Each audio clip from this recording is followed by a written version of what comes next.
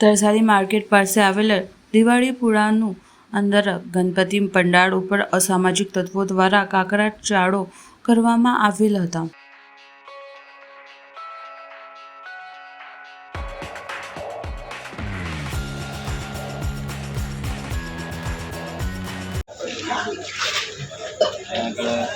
ઘોડા બી આવી ગયા કે વારંવાર આ વિસ્તારમાં શાંતિ દોરવાનું કામ થઈ ગયું છે।